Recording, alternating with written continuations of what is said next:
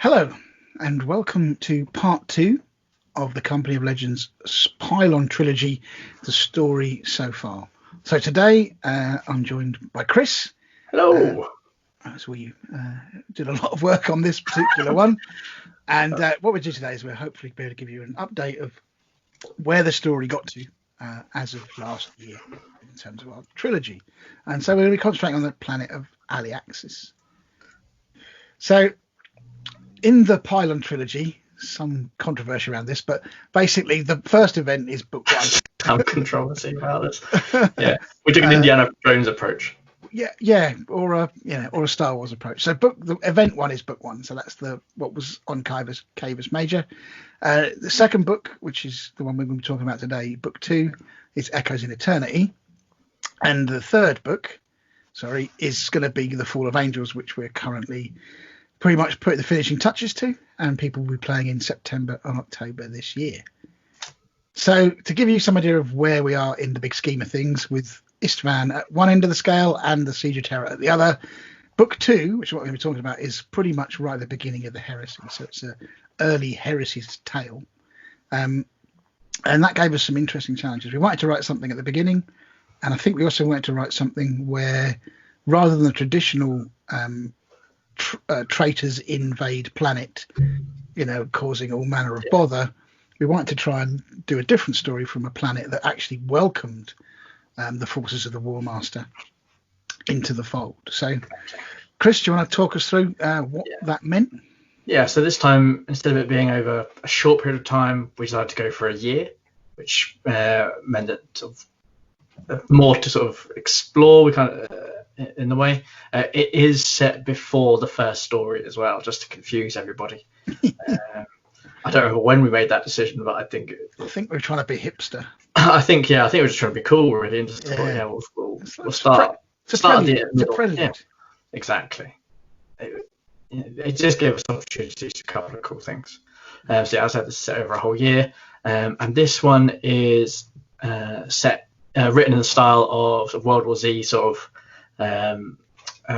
verbal history, people's individual stories, as opposed to a continuous following of one plot device.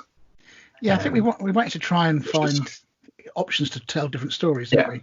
Yeah, because when we're focusing on, sort of in the first year, when we were focused on Forage and Lucid, then you're going on their journey, but there are so many other elements that go on around the events that they take part in, and we never really get to see, we don't really tell those stories. So this was sort of our chance to try and tell that, tell what was going on around in other parts of the planet. Because we're not like over ambitious or anything. Yeah, no. Or setting ourselves a really difficult target of trying to write a story from multiple perspectives that all kind of somehow make some cohesive narrative whole. Yeah. So there's all sorts going on in this one actually, and it was fun to write a lot of the time because it did give us, rather than writing a story from a Space Marine perspective or even a Solar Auxiliary or planetary PDF perspective, it gave us something to give us something different. Space Marines are the one things that we never really write from. We don't actually. You're right. I think there's a reason for that, isn't there? I think. Go on, you explain. We can't. Yeah. Basically. I think we have done it before. We did it for the Blood and Glory event that had a Space Marine as one of the central characters. It did, yeah. Actually had two of them. But I've up until recently, I found writing from Space Marine's perspective hard because they're just kind of immortal. And so it's always hard to get into the mindset of something that is, doesn't really think in the same way, which is why, we're not authors. We lack the talent to make it, basically, to show their emotions. We have tried it. I had to try it when we were writing this particular event, just to get a Space Marine story in there. But it's much easier for me as a human to convey human emotion, whereas writing a Space Marine story, it's really hard. It's really hard, and it's not as easy as. And because they're so strong, that means anything they come across has to be equally strong. Whereas with humans, you can do more, and they can be put in a lot more peril without it becoming crazy. A human gets a cut, he might get an infection, he might die. That's. He can't breathe because of poison gas. And Space Marine would just have a minor tickle in the back of his throat. So. I think it's one of those things that we struggle with. Maybe we'll try and bring that to bear at some point in the future. But we like writing stories from human point of view, and this was a really good chance to bring in weird kind of people from different walks of life that we wouldn't necessarily have written about. So the weirdest thing about this story was that, just to make things even more confusing, because why not, it was told from two different perspectives. So we also had this kind of not only did we have these multiple bits of the story going on. Oh, what's going on with my thing? It keeps moving forward. We also had a story overarching that, which was told in the 31st millennium. So go on, Chris. Sorry, my network cut out there for a minute. So. All right. Okay. No worries. I was just going to say. So this was told from two perspectives. Also, not only did we have all this year of purgatory stuff going on, which was a book being written by one of our characters. We also had this book then being read later on in the 41st millennium, just to make it even more challenging. We're going to also backdate this or forward date this. Yeah. Create these other characters. Yeah. So I think the idea was to bookend the idea we had was that the outcome of the event would not just affect what happened in the heresy, but would also, in some small way, impact something that happened in the 41st millennium. So we're trying to do a story that did that. I doubt very much whether everybody. I think a couple of people picked up on this, to be fair, when we spoke to them after the events that we ran. It's like, oh yeah, I get it now. But yeah, it was a tricky thing to pull on. One of those things would be hard. Trying to do it on this was really difficult. So, but yeah, effectively we had this remembrancer who was with the word bearers, and he was a dispassionate sort of recorder of history. That was his motivation. That's his primary thing, was to record everything that happened. That's his only sole interest in the whole situation, is just recording sort of the history of the events. Absolutely. And so he didn't take a side, if you like. He didn't, say which side was better or worse. He just recorded it as he saw it, I guess, which is what a good historian should do. Yep. The thing with the Inquisitor in the 41st millennium is that this was a trial set by a Lord Inquisitor for a novice. Yeah. And he was basically had to read this book that was written, that was a sort of a banned it's text. A banned text. So basically, because of Bax's history and who he'd been associated with, his texts hadn't been destroyed. They'd been taken by the Inquisition because there were things in there that were useful, but they wouldn't be, there was one copy of everything and it's all locked away. Yeah. So the normal scholars would have maybe read the stuff on the scouring, which is what he wrote afterwards, because Bax survived this. But the stuff beforehand, when he was remembered with the word bearers, that was very much under lock and key.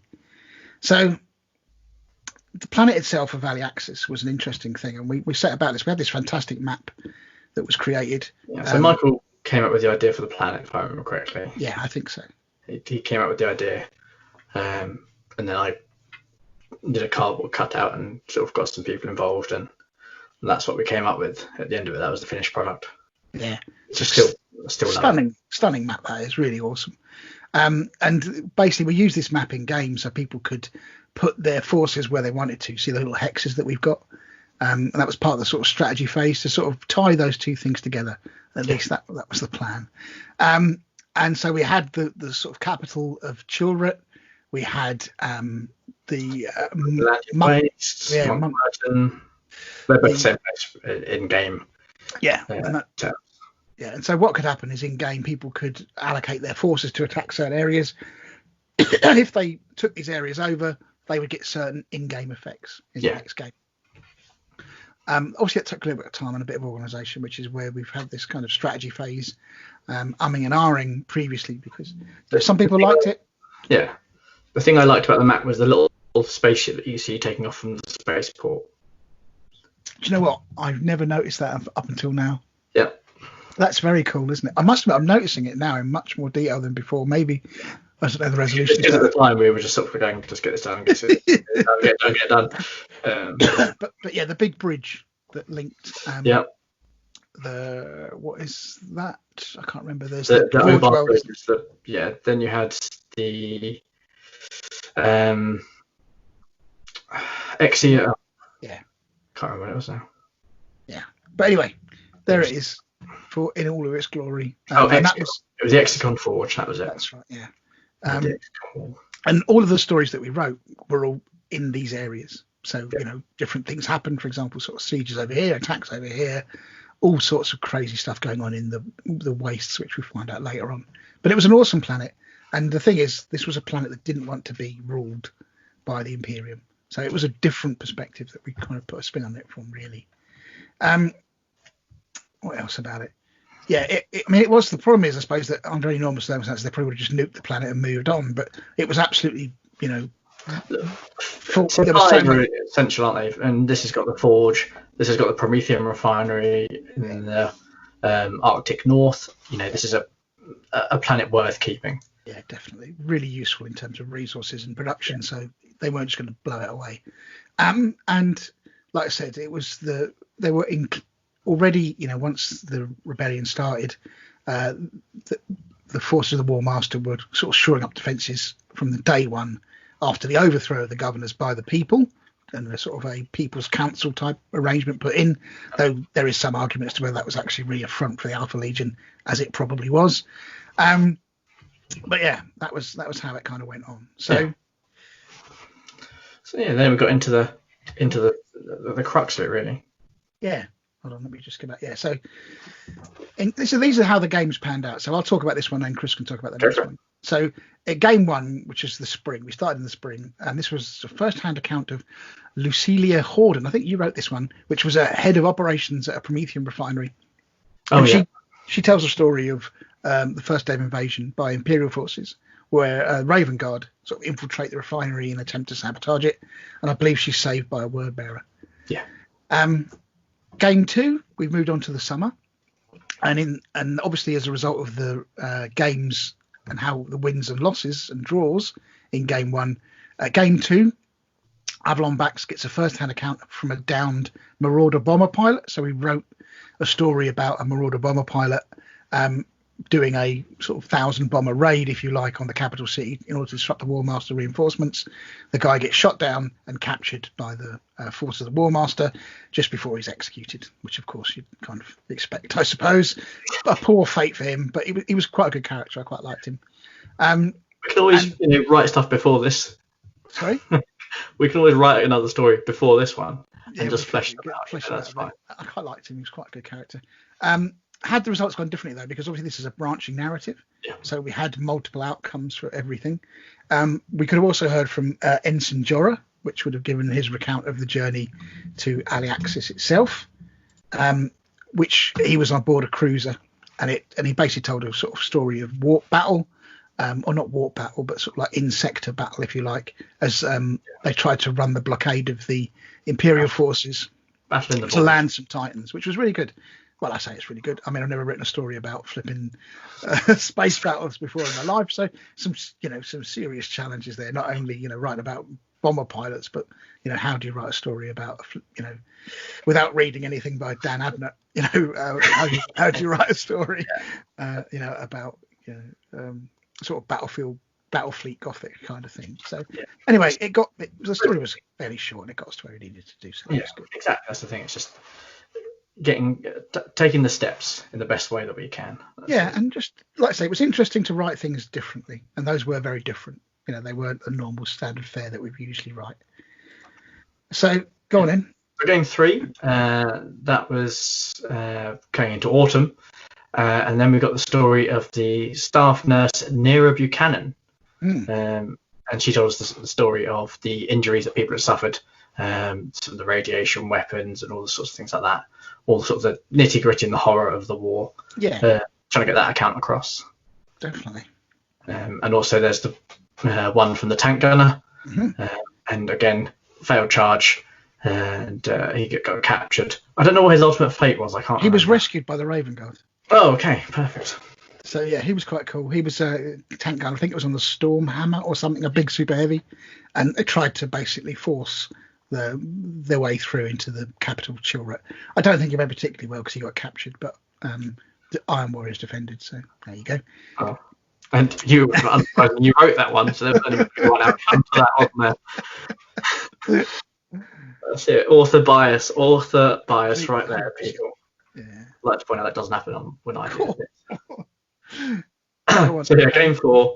Um, This is where it started. This is where you started with the Lucidus sort of. Yeah, because we knew from the previous year, book 1, that he'd been in the Imperial Army for a bit. So when we got to this stage, I was like, well, we're going to try and make this a trilogy in some way.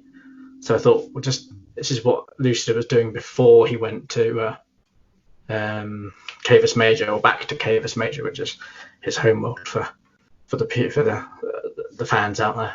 Yeah. So he is going on. He's on the bridge, and they're sort of heading towards the monk, sort of trying to get to the Monkwerton Wastes. And he basically recounts the tale of two Titans basically going toe to toe on the bridge. Yeah. And it's Legio Nox, and I can't remember which one. Legio Indominus or something like that, I think. No, it was basically Adam's Legions, because when I was writing the story, I played him up at Titanicus about a week before, and one of his Titans had really annoyed me. So I wrote about his Titan gets decapitated. What was that about? Author dies 2 minutes ago. I'm not sure it's my Legion.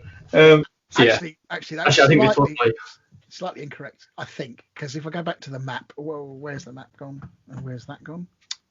Seem to have stopped the whole thing. That was good. Yeah, I think I think either your note here is wrong or my recollection is incorrect. But I'm pretty sure when I wrote it that he was on the bridge.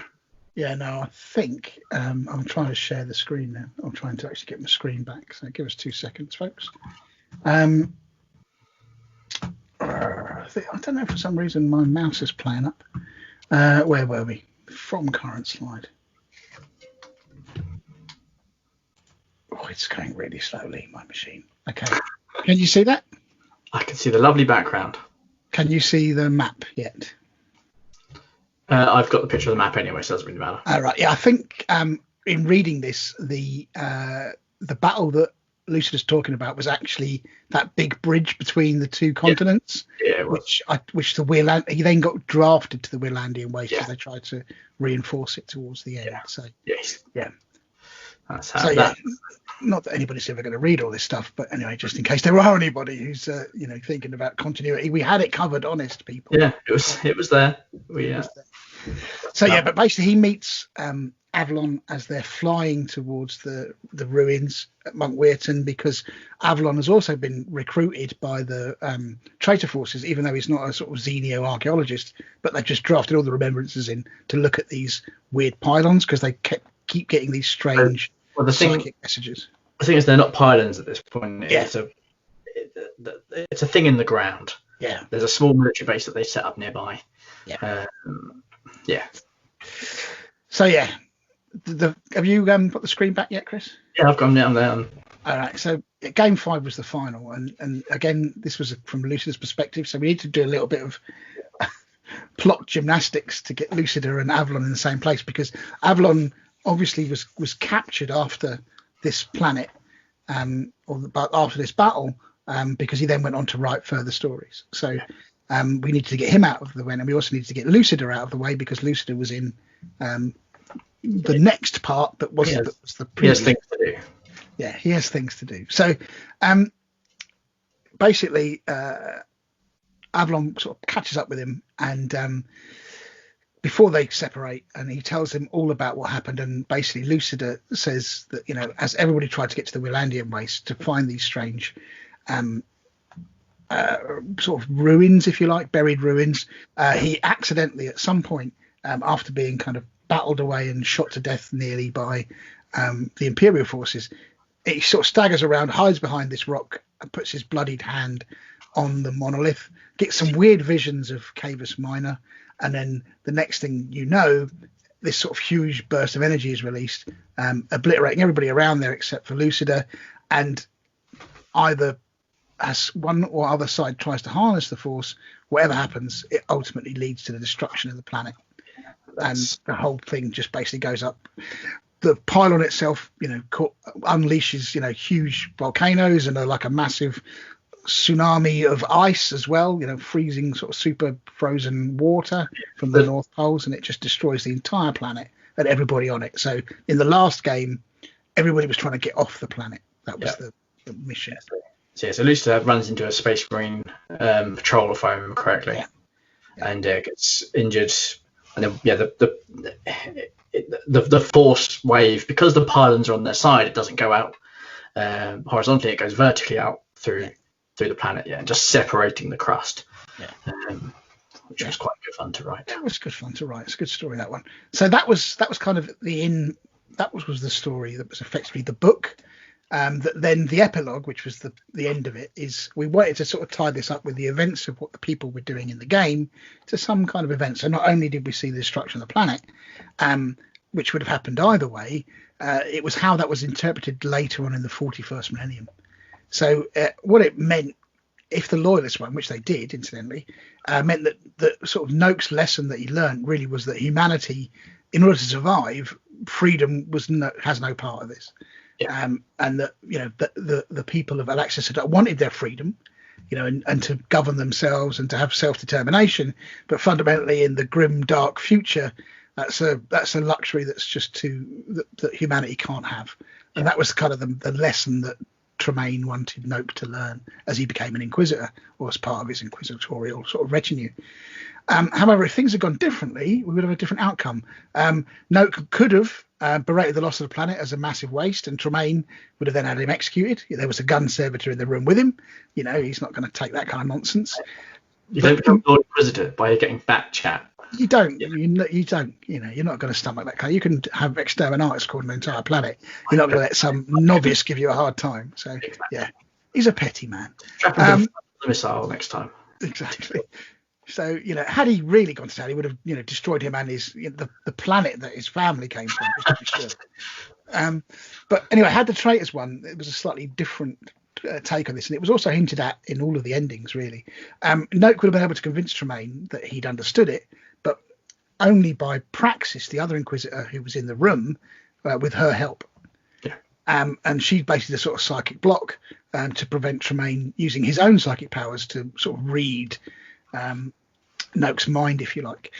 So with that particular result, Noak would have joined Praxis as an acolyte.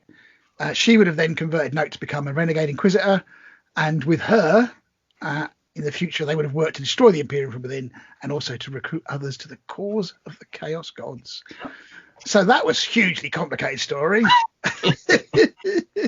Yes. We had quite a lot of fun writing it. It was, I don't know, it wasn't a difficult story to write. Once we'd kind of got the bookmarking, prologue and epilogue parts, the rest of it was, you could write separate and distinct stories that had an interesting thing, and they were interesting to write because they were different, like writing something about a nurse, for example. Those kind of human stories of conflict we'd wanted to try and explore. We are massive amateurs, obviously. We aren't even we're rubbish writers, really, but we like writing. We kind of enjoy it, so we just do it for the fun, and it's nice to write stuff like that that's a bit different for people. I'm helped by the fact that I write script streams of consciousness, and then I send it. I know. I mean, I'm just looking back through them now in some of the things because, Chris and Punctuation have a fleeting relationship. We don't have a fleeting relationship with,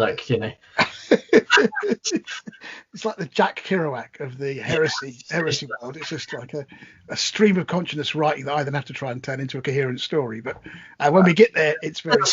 You just need to put the full stops in. Just the full stops. That's all I need to do. That's all you ever have to do. Yeah.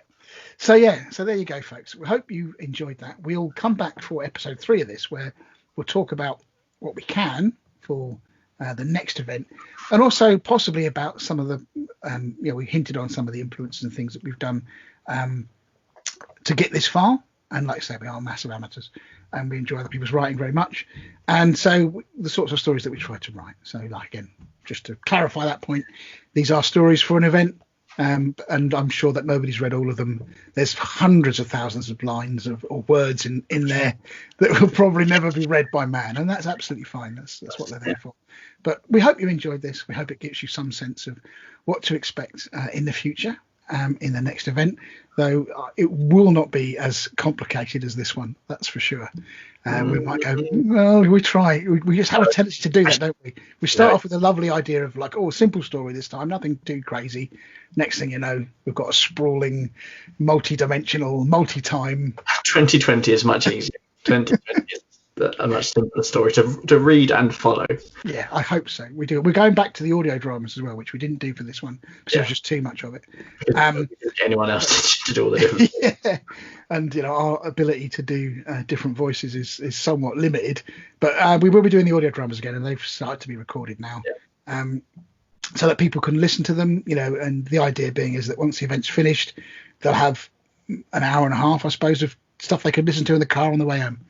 If so inclined. So that's the plan, but obviously that story would be created by the players because we write that branching narrative still.